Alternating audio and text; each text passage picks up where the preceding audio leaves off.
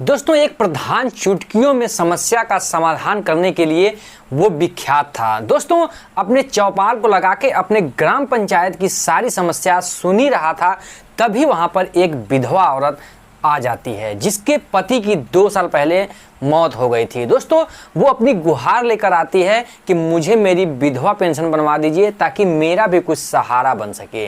दोस्तों जब नौजवान विधवा को ग्राम प्रधान देखता है तो इसके भी नियत बदल जाते हैं। दोस्तों वो प्रधान जो चुटकियों में समस्या का समाधान करता है वो उस योजना पर सोचने के लिए मजबूर हो जाता है। दोस्तों फिर वो कहता है ठीक है, ये तो समस्या कठिन है, मैं तुम्हारे घर पर आता हूँ, फिर इसको विधिवत समझेंगे। दोस्तों आखिर में वो घर पर जाने के लिए लालयित क्यों है? दोस्तों इस कहानी में पूरी सच्चाई को जानेंगे। दोस्तों आखिर ये मामला क्या है? दोस्तों अगर वीडियो में आप नए हैं तो चैनल को सब्सक्राइब कर लीजिएगा और वीडियो को लाइक कर लीजिएगा। दोस्तों इतना करने से मुझे एक मोटिवेशन मिलेगा। तो चलिए वीडियो को करते हैं स्टार्ट। दोस्तों ये कहानी है झारखंड के एक छोटे से ज़िले की। दोस्तों जहाँ पर एक जो है कि रामलाल नाम का एक प्रधान रहता है। दोस्तों उस ग्राम पंचायत में वो इतना विख्यात होता है कि वो अपनी सारी समस्याओं को अपने ग्राम पंचायत के चुटकियों में वो हल कर देता है। दोस्तों उसी ग्राम पंचायत में एक परिवार होता है जहाँ पर उसके घर में 2 लड़के, माता पिता और एक ये बहू रहती है, जिसका 3 साल पहले एक कार एक्सीडेंट में उसके पति की मौत हो जाती है। दोस्तों पति की मौत होने के बाद घर पूरा बिलख कर वो बहुत ही अजीब सा हो गया था। दोस्तों विधवा जो औरत होती है वो अपने ससुराल में रहने के लिए मजबूर हो जाती है, क्योंकि उसके मायके वाले भी कहते हैं कि तुम मेरे यहाँ क्या करने आओगी, तुम वहीं गुजर बसर करो। और इधर जो ससुराल वाले होते हैं यहाँ पर कुछ लोगों की नीयत खराब होने की वजह से वो अपना अलग रहने लगती है। दोस्तों ये जो विधवा औरत होती है इसकी 2 साल की एक बेटी भी होती है। दोस्तों अपनी बेटी को लेकर ये अलग रह रही होती है, ना इसके सास ससुर का कोई सहारा, ना माता पिता का सहारा। एक समझ लीजिए कि वो खुद की एक सेल्फ डिफेंस हो चुकी थी। दोस्तों उसके बाद विधवा औरत जो है अपनी गुहार लेकर प्रधान की ये चर्चाएं सुनती है तो वो प्रधान के चौपाल पे पहुंच जाती है। दोस्तों चौपाल पर जैसे पहुंचती है प्रधान के देखकर उसकी नीयत बदल जाती है। दोस्तों वो देखता है इतनी नौजवान 30 साल के आसपास की विधवा औरत और उससे गुहार लगाने आ रही है। तो दोस्तों फिर वो पूछता है कि आखिर तुम इस चौपाल में किस लिए आई हो? तो विधवा औरत जो होती है वो कहती है प्रधान जी मुझे विधवा पेंशन बनवा दीजिए ताकि मुझे भी कुछ सहारा हो जाएगा और मैं भी मेरे अपने जीवन कटने लगेगा। दोस्तों उतने में प्रधान पूछता है कि आखिर में तुम्हारे सास ससुर तुम्हारा साथ नहीं देते हैं क्या? तो बोलती है नहीं, मैं अलग रहती हूँ, मेरे सास ससुर से कोई मतलब नहीं है। तो दोस्तों वो फिर प्रधान कहता है ठीक है तुम घर जाओ, मैं तुम्हें कल शाम को आके तुम्हारे घर पर ही मिलता हूँ, तो सारे कागजी कार्रवाई को पूर्ण करा लूँगा। दोस्तों इधर जो विधवा औरत होती है इसके भी मन में कुछ शंका होता है कि आखिर प्रधान सबकी समस्याएं चौपाल पे सुन रहा है, आखिर ये मुझे अपने घर जो है कि मेरे घर क्यों ये आना चाहता है। दोस्तों फिर करे भी तो क्या, कहती है ठीक है प्रधान जी आप मेरे घर पर आइए और जो है कि वहाँ पर पूरी स्थिति को समझकर आप जो है कि फैसला लीजिए। दोस्तों फिर होता क्या है, अगले दिन फिर शाम होती है और प्रधान जो है अपनी बाइक से उसके घर से लगभग 2 किलोमीटर की दूरी थी, ग्राम पंचायत 8-10 गाँव का होता है। दोस्तों तो वो फिर उस विधवा औरत जिसका नाम कविता बताया जाता है उसके घर पहुंचता है। दोस्तों कविता के घर जब ये रामलाल प्रधान पहुंचता है तो दोस्तों देखता है कि उसकी एक जो बेटी है जिसका नाम गुड्डी बताया जाता है वो खेल रही थी। उससे बोलता है कि बेटा लगभग 2 ही 3 साल की उसकी उम्र थी, अपने मम्मी को बुलाओ, लेकिन वो बोल तो सकती नहीं थी। तो दोस्तों उतने में उसकी जो पत्नी होती है वो सुनती है और बाहर निकलती है। जो विधवा औरत होती है वो बाहर निकलती है और कहती है ठीक है प्रधान जी बैठिए, मैं चाय ही बना रही थी आपके लिए कि आप आने ही वाले होंगे और बैठिए। तो बैठते हैं, उसके बाद थोड़ा बातें होती हैं, तो फिर चाय ला के रख देती है। फिर प्रधान जी चाय भी पीते हैं। फिर उसके बाद कहते हैं कि क्यों तुम जो हो कि यहाँ पर विधवा पेंशन बनवाने के लिए हमारे पास गई हो। अभी तुम्हारे लगभग 30 साल की उम्र है, अभी तो लोग 30 साल की लगभग उम्र में लोग शादी करते हैं, अपनी दूसरी ज़िंदगी बसा लेते हैं। क्यों नहीं तुम अपनी दूसरी शादी कर ले रही हो, क्यों विधवा पेंशन के पीछे पड़ी हो। कहती है प्रधान जी करें क्या, मैं विधवा पेंशन अपने मजबूरन बनवा रही हूँ, क्योंकि जो भी इंसान मैं देखती हूँ, जो भी इंसान आता है वो अपने लालच का ही भूखा होता है, ना मेरे पेट की ना मेरी बेटी के परवरिश की, उसे तो बस यही अपने बिस्तर की लगी होती है। जो भी कुछ देना चाहता है तो वो उसके बदले मुझे अपने नियत गलत निगाह से ही देखता है। दोस्तों इतना जब वो सुनती है तो वो सोचता है प्रधान कि कहीं मुझे ही तो ये ऐसी बात नहीं कर रही है। दोस्तों फिर जो कुछ कहने वाला होता है फिर प्रधान उससे कुछ नहीं कहता है और वो कुछ डर जाता है। दोस्तों उसके बाद प्रधान कहता है कि क्या तुम अगर अच्छा पति, अगर अच्छा कोई लड़का मिले तो क्या शादी नहीं करोगी। तो वो जो जो विधवा होती है जिसका नाम जो है कि कविता बताया जाता है, वो कहती है कि नहीं, मैं अब अपनी ज़िंदगी अपने आप जीना चाहती हूँ, क्योंकि मैं अपने ज़िंदगी से परेशान आ चुकी हूँ। दोस्तों आखिर वो परेशान क्यों थी।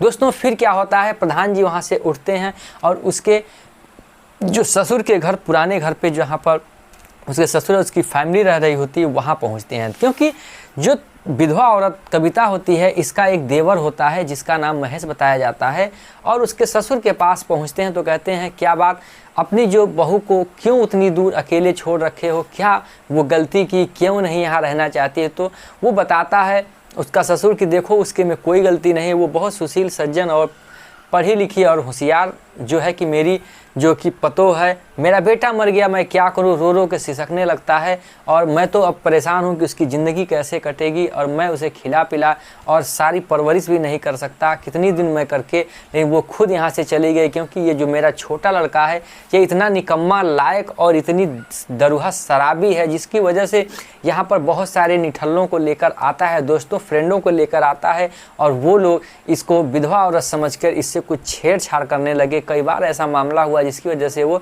ये घर छोड़कर अलग रहने लगी। दोस्तों मैं तो समझ रहा था, सोच रहा था कि इसकी शादी उसी से करा दूंगा और दोनों परिवार जो है कि यहीं पर रह जाएगा और उसकी भी ज़िंदगी कट जाएगी, लेकिन करूं तो क्या, ये इतना ज़्यादा निकम्मा है कि वो खुद इससे शादी नहीं करेगी, अपनी ज़िंदगी को बर्बाद नहीं करेगी, नहीं तो उसकी शादी मैं यहीं करवा देता।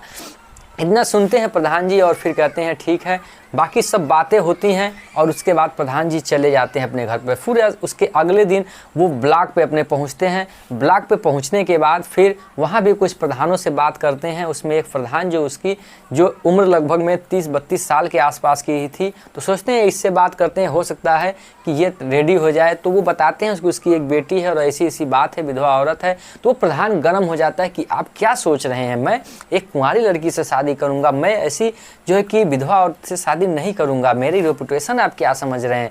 तो उसके बाद वो चुप हो जाते हैं। प्रधान जी फिर वो कहता है कि आप ही क्यों नहीं कर लेते हैं। तो प्रधान जी कहते हैं मेरे नाती पोता और लड़के बच्चे हैं, मेरी उम्र भी लगभग 40-45 साल हो गई है, अब मैं शादी करके क्या करूंगा।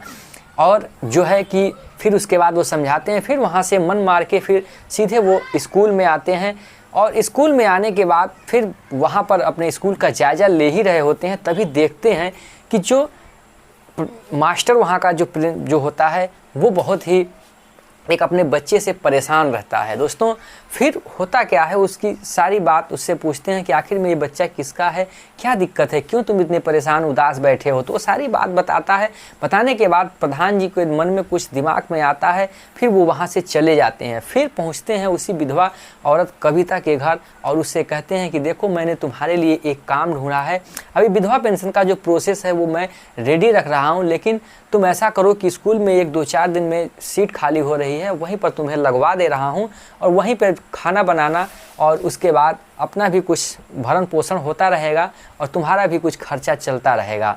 और तो महिला जो है वो तैयार हो जाती है, ठीक है, लेकिन प्रधान का मनसा तो कुछ और ही था जो कि उसके ही जरिए वो स्कूल तक पहुंचाना चाहते थे। दोस्तों उसके बाद फिर क्या करते हैं कि अपने जेब से 500 रुपये निकालते हैं और उसके बाद उस जो विधवा औरत होती है कविता, उसके हाथ में रखने लगते हैं, ज़बरदस्ती करते हैं, लेकिन वो पैसे नहीं लेती है। कहते हैं कि आज आप पैसे देंगे, कल कुछ और करेंगे, फिर उसके बाद बात बढ़ती जाएगी, मैं पैसे नहीं लूँगा।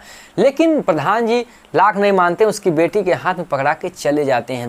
दोस्तों जाने के बाद फिर क्या होता है कि 4 दिन बीतते हैं धीरे धीरे, और उस दिन फिर वो कविता जो है स्कूल में पहुंचती है। पहुंचने के बाद फिर कविता को काम पे लगा देते हैं, प्रधान जी से बात प्रिंसिपल से करवा देते हैं, और कविता जो है काम करने लगती है। तभी एक बच्चा जो होता है लगभग 3-4 साल का, वो रोने लगता है। रोने के बाद फिर वो देखती है कविता, फिर वहाँ पर जाती है, कहती है मास्टर साहब दीजिए, मैं इसको मना दे रही हूँ। उसके गोद में जैसे आता है वो 1-8 मिनट में वो चुप हो जाता है, रोता नहीं और खेलने लगता है। उसके बाद ले जाती हैं प्रिंसिपल वहाँ मास्टर के पास, बोलते हैं इसे कहाँ पर मैं बैठा दूँ?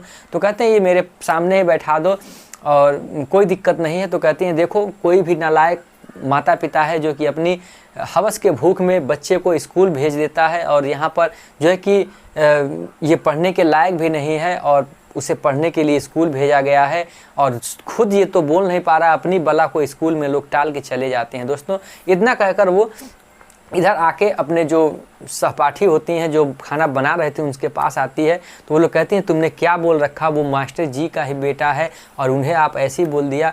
तो फिर वो दौड़ी जाती है और हाथ जोड़ के उससे माफ़ी मांगने लगती है मास्टर से कि मास्टर साहब गलती हो गई, मैं नहीं समझ पाई कि ये आपका ही बेटा है। आखिर में उसकी जो औलाद थी, आखिर में वो उसकी जो पत्नी थी, वो अचानक उसे कुछ बीमारी थी जिसकी वजह से उसका डेथ हो गया, और वो बच्चा अकेले वो बच गया था। उसकी परवरिश वो मास्टर कर रहा था, तो घर छोड़ने की वजह वो यहीं पर लेता आता था और यहीं पर वो उसे जो है कि खिलाता था और जो है कि पढ़ाने की कोशिश करता था। दोस्तों उसके बाद वो फिर क्या होता है कि धीरे धीरे जब वो कहता है कि ठीक है कोई बात नहीं, चलो गलती में आपने कह दिया, फिर वो वही काम पे लग जाती है। जैसे जैसे वो दिन बीत रहे थे, उसे खिलाती है पिलाती है और बहुत मतलब उनकी सेवा करती है।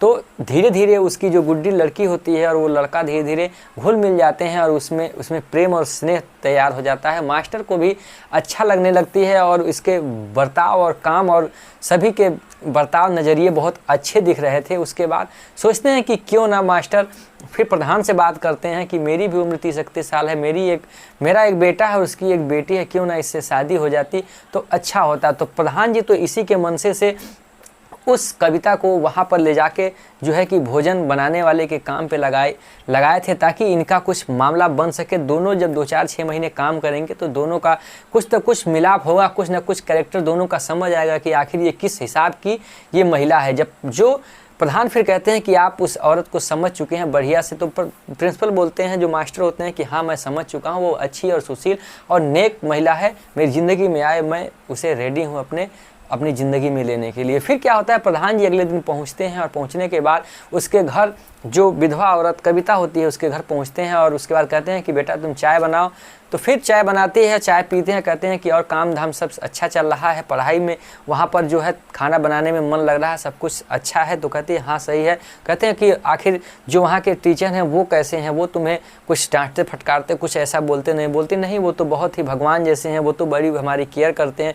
उनका एक बच्चा है, वो हमारे साथ ही रहता है, हंसता है खेलता है, मन तो करता है उसके अपने घर ही लेते आऊँ, उसको लाड प्यार भी देती हूँ। क्या भगवान का संजोग कि उनकी पत्नी जो है एक्सपायर हो गई, और उसके लाड प्यार के लिए उनकी माता का प्यार भी नहीं मिला, तो कुछ बहुत प्यार मैं ही देती हूँ, और इसी तरह का जीवन चलता रहता है। और लगभग मुझे खाना तो बनाने की बजाय मुझे उनके बच्चे को ही खिलाना दिन भर पड़ता है।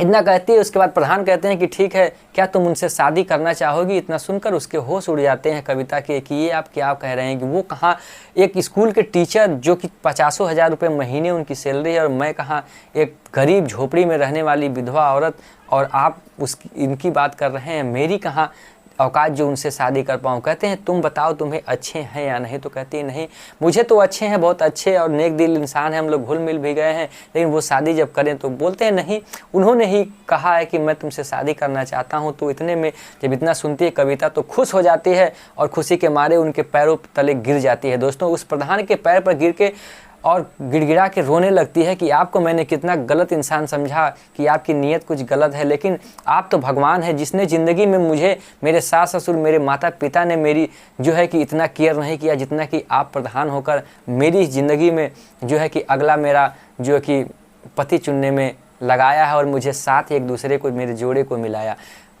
मुझे माफ़ कर दीजिए, मैं माफ़ी के लायक नहीं हूँ। आपसे इतनी अभद्र बातें और बहुत कुछ मैंने उस बात में कह डाला।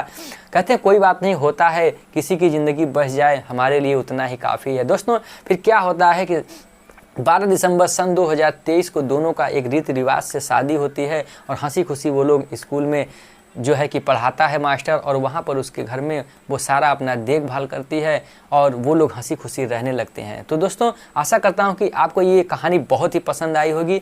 अगर पसंद आई हो तो कमेंट में ज़रूर बताइएगा कि आखिर में टीचर ने जो कविता से शादी किया वो अच्छा किया या गलत। तो दोस्तों अगर आप चैनल पर नए हैं तो चैनल को सब्सक्राइब कर लीजिएगा, वीडियो को लाइक कर लीजिएगा। फिर मिलेंगे एक नए एपिसोड के साथ, तब तक के लिए जय हिंद, जय भारत, वंदे मातरम।